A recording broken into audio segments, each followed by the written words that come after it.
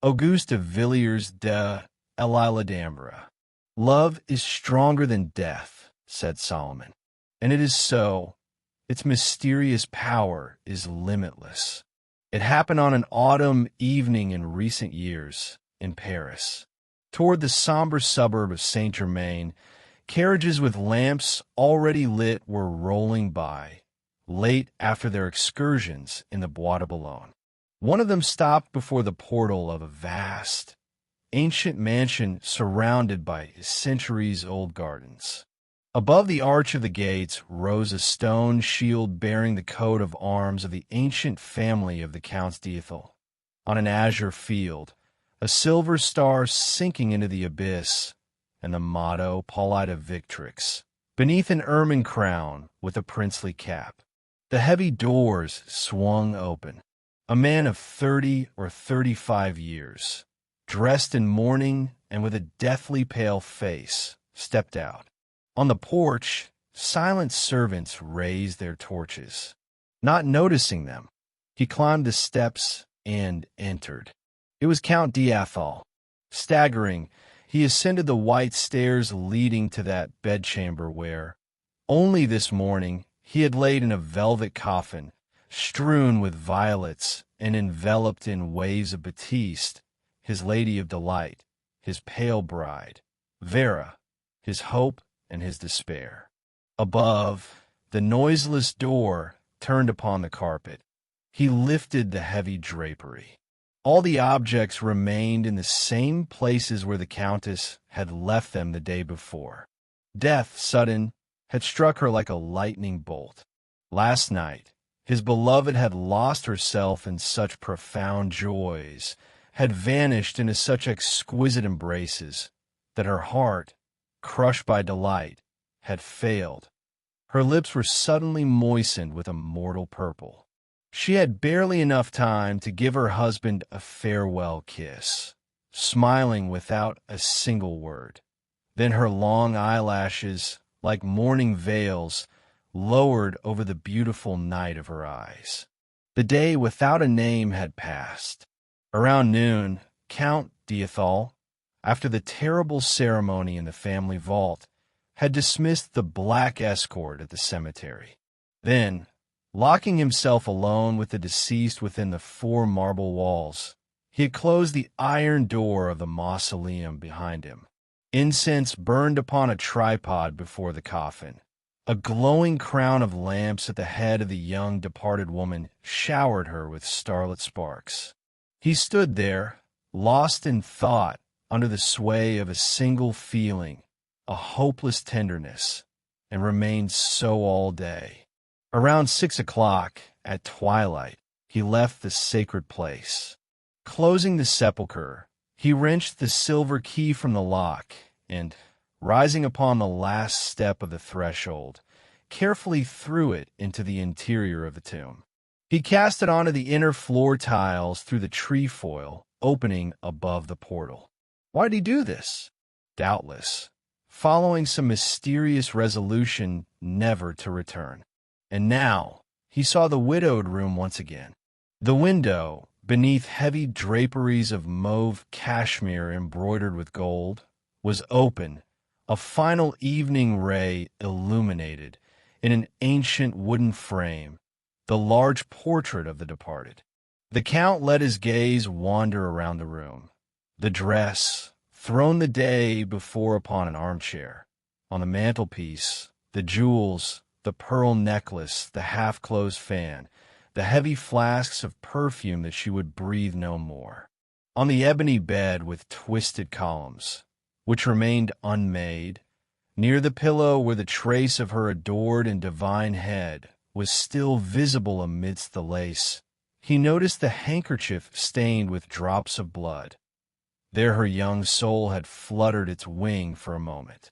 He saw the open piano, supporting the manuscript of a melody left unfinished forever, the Indian flowers gathered by her in the conservatory, which were withering in old Saxon vases, and at the foot of the bed, upon a black fur, the little slippers of oriental velvet, on which Vera's playful motto shone in pearls.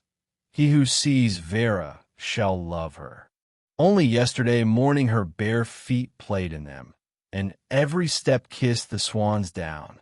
And there, in the shadows, the clock, whose spring he had broken so that it would never strike another hour. So she was gone, but where? To live now? For what purpose? It was impossible, absurd, and the Count sank into unknown thoughts. He remembered all their past life. 6 months have flown by since their wedding. Was it not abroad, at an embassy ball, that he had seen her for the first time? Yes, that moment resurrected before his eyes in total clarity. She appeared to him there, radiant. That evening their eyes met. They recognized each other, felt a kinship of souls, and understood that they must love each other forever. Deceptive words, watchful smiles, insinuations, all those difficulties that the world erects to delay the inevitable bliss of those who belong to one another, all vanished before the calm certainty that they found, in that very instant, in each other. Vera, weary of the ceremonious blandness of her surroundings, had come to him at the very first opportunity, majestically and simply shortening those banal formalities in which the precious time of life is lost. Oh, how at the first words, the vain judgments of indifferent people seemed to them like a flock of night birds flying away into the darkness. What smiles they exchanged! What an ineffable embrace awaited them! Yet their nature was, in truth, most strange. They were two beings endowed with marvelous senses, but senses that were exclusively earthly. Sensations were prolonged within them with a haunting intensity. They forgot themselves in the very act of experiencing them. On the contrary, certain ideas, for example, the concept of the soul, of the infinite, of God himself, were as if veiled from their understanding. The faith of many living beings in supernatural things was for them only a subject of vague astonishment, a closed book with which they did not concern themselves, having no right to condemn or to justify. And so, recognizing well that the world was foreign to them, they had isolated themselves immediately after their union in this old and somber mansion, where the thickness of the gardens muffled the noises from without. There, the two lovers buried themselves in the ocean of those languid and perverse joys where the spirit mingles with the mysterious flesh. They exhausted the violence of desires, the tremors, and the frantic tenderness. They became the very heartbeat of each other's being. In them, the spirit penetrated the body so thoroughly that their very forms seemed intellectual to them, and their kisses, like burning links of a chain, shackled them in an ideal fusion. A long enchantment. Suddenly, the charm was broken. A terrible accident disunited them. Their arms were unlaced. What shadow had taken his dear dead one? Dead? No. Does the soul of the violoncello fly away with the cry of a breaking string? The hours passed. He watched, through the window, the night advancing in the heavens, and the night appeared to him as a person. She seemed to him a queen walking, with melancholy, in exile, and the diamond clasp of her mourning tunic. Venus shone alone above the trees, lost in the depths of the azure. It is Vera, he thought. At that name, pronounced in a low voice, he shuddered like a man who awakens. Then, drawing himself up, he looked around him. The objects in the room were now illuminated by a hitherto indistinct glimmer, the light of a vigil lamp, turning the darkness blue. The night, having risen to the firmament, made this light appear here like another star. It was the lamp, scented with incense, of an iconostasis, a family reliquary of Vera. The triptych, made of old precious wood, was suspended by its Russian cord between the mirror and the portrait. A reflection of the gold from within fell, flickering, upon the necklace among the jewels on the mantelpiece. The full halo of the Madonna in celestial robes shone, adorned with a Byzantine cross whose fine red outlines, melting into the reflection, shaded with a tint of blood the glowing luster of the pearls. Since childhood, Vera had pitied, with her large eyes, the maternal and so pure face of the hereditary Madonna, and, by her nature, alas, unable to devote to her anything but a superstitious love, she sometimes offered it to her, naively and pensively, as she passed before the lamp. The Count, at this sight, touched by painful reminders to the very secret of his soul, rose, quickly blew out the holy light, and, groping in the shadow, extending his hand toward a silken cord, rang the bell. A servant appeared. It was an old man dressed in black. He held a lamp, which he placed before the portrait of the Countess. When he turned around, it was with a shudder of superstitious terror that he saw his master standing and smiling as if nothing had happened. "Raymond," said the Count quietly, "this evening we are overwhelmed with fatigue, the Countess and I. You will serve supper around 10 o'clock. By the way, we have resolved to isolate ourselves even further here, starting tomorrow. None of my servants, except you, must spend the night in the mansion. You will give them 3 years' wages and let them depart. Then you will bar the gate. You will light the torches below in the dining room. You alone will suffice for us. We shall receive no one in the future." The old man trembled and looked at him attentively. The Count lit a cigar and went down into the gardens. The servant thought at first that a grief too heavy, too hopeless, had unhinged his master's mind. He had known him since childhood. He understood, in an instant, that the shock of too sudden an awakening could be fatal to this somnambulist. His first duty was to respect such a secret. He bowed his head. To become a devoted accomplice in this sacred dream? To obey? To continue serving them without accounting for death? What a strange idea! Would it hold for even one night? Tomorrow, alas! Ah, who knew? Perhaps. It was a holy project, after all. By what right did he dare to hesitate? He left the room, executed the orders to the letter, and that very evening the unusual existence began. It was a matter of creating a formidable mirage. The awkwardness of the first days quickly vanished.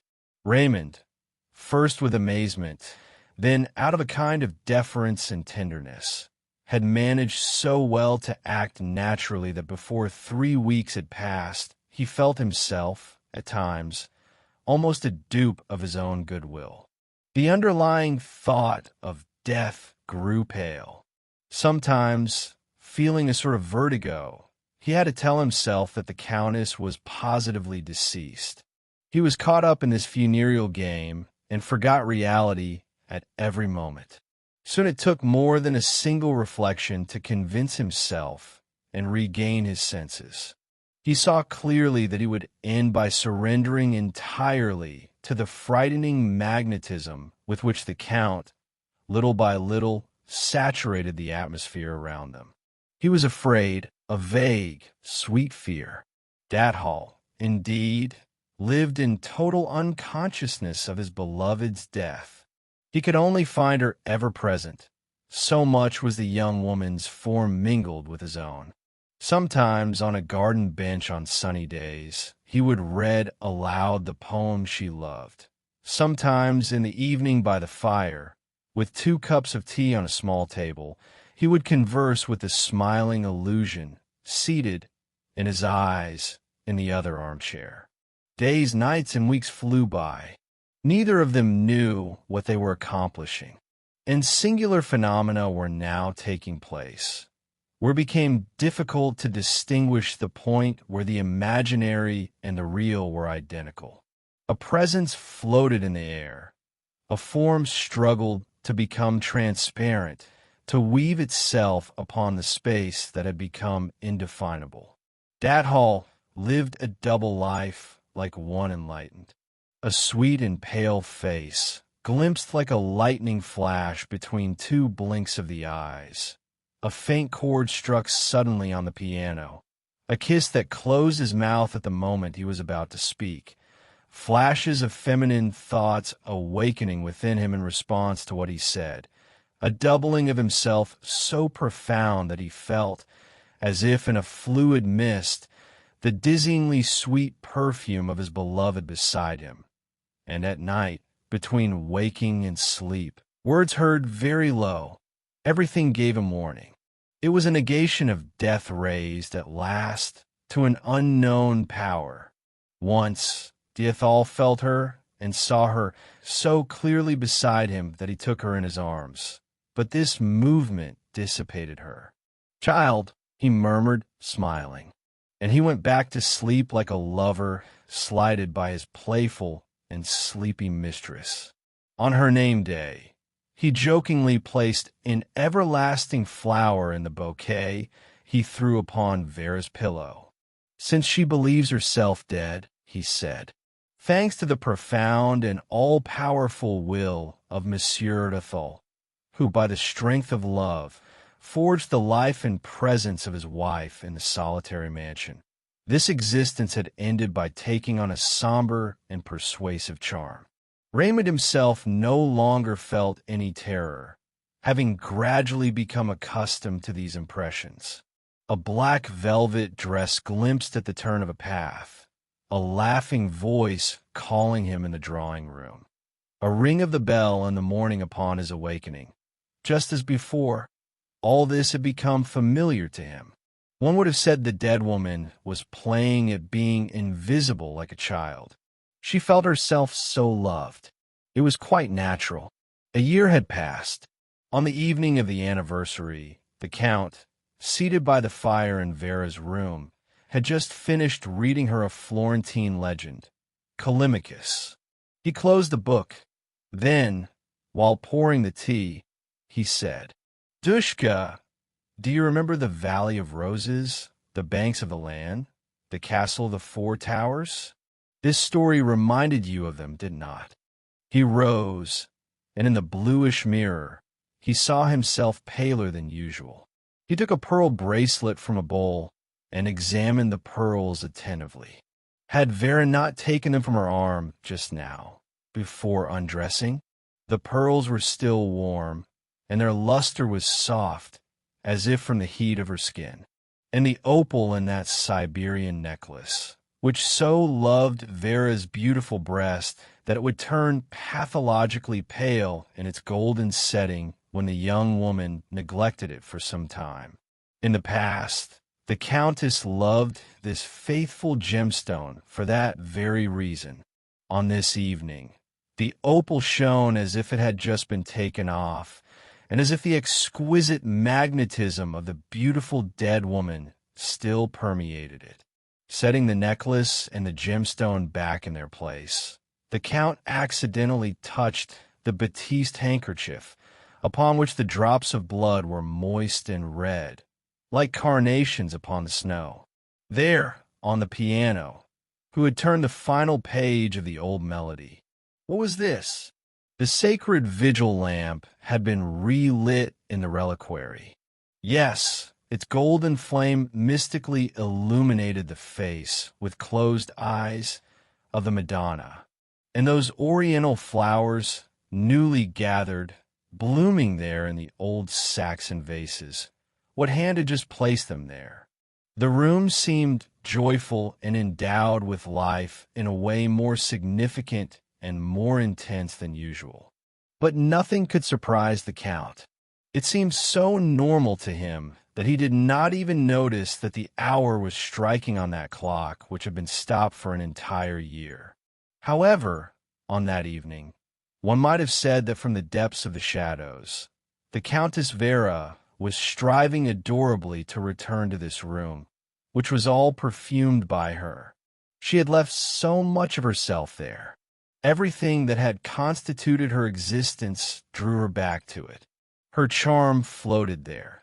The long violence done by the passionate will of her husband must have loosened the vague bonds of the invisible around her. She was necessitated to be there. Everything she loved was there. She must have wanted to come and smile at herself once more in that mysterious mirror where she had so often admired her lily-like face. The sweet dead woman, down there, had surely shuddered among her violets, beneath the extinguished lamps. The divine dead woman had trembled in the vault, all alone, looking at the silver key thrown upon the floor tiles. She wanted to come to him, too, and her will lost itself in the thoughts of incense and isolation. Death is a definitive circumstance only for those who hope for the heavens, but death and heaven and life for her, were they not merely their own embrace? And the solitary kiss of her husband drew her lips from the shadows. The past sound of melodies, the intoxicating words of long ago, the fabrics that covered her body and kept its scent, those magical gemstones that called to her in their secret sympathy, and above all, the immense and absolute impression of her presence, shared at last by the very things themselves. Everything called her there, attracted her there for so long and so imperceptibly, that now, when she was finally cured of dormant death, only she herself was missing. Ah, ideas are living beings. The Count had hollowed out in the air the form of his love, and it was necessary that this void be filled by the only being who was homogeneous to it. Otherwise the universe would have crumbled. In that moment came the definitive, simple, and absolute feeling. She must be there in the room. He was as quietly certain of it as of his own existence, and all things around him were saturated with this conviction.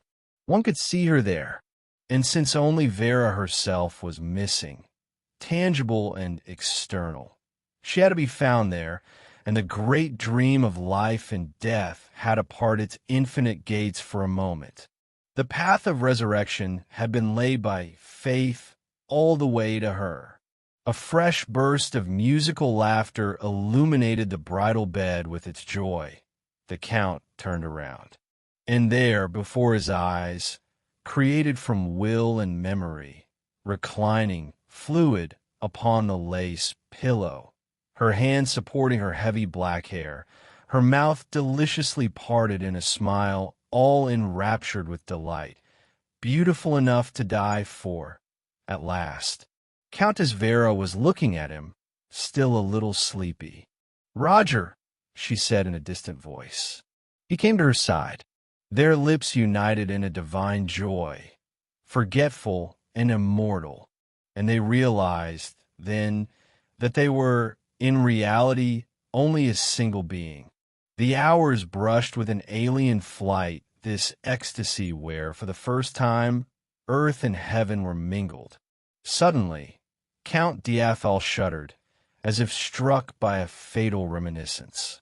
"Ah, now, I remember," he said. "What is happening to me? But you are dead." At that very instant, at that word, the mystic vigil lamp of the iconostasis went out. The pale little light of morning, a banal, grayish, and rainy morning, filtered into the room through the cracks in the curtains. The candles turned pale and flickered out, leaving their red wicks to smoke acridly. The fire disappeared under a layer of lukewarm ashes. The flowers withered and dried up in a few moments. The pendulum of the clock gradually resumed its immobility. The reality of all objects suddenly vanished. The dead opal no longer shone. The bloodstains had faded too, upon the batiste beside it, and vanishing between the desperate arms that vainly sought to embrace her once more, the ardent and white vision returned into the air and was lost there. A faint sigh of farewell, distinct and distant, reached the soul of Roger. The Count drew himself up. He had just realized that he was alone. His dream had just dissolved all at once. He had broken the magnetic thread of its radiant web with a single word.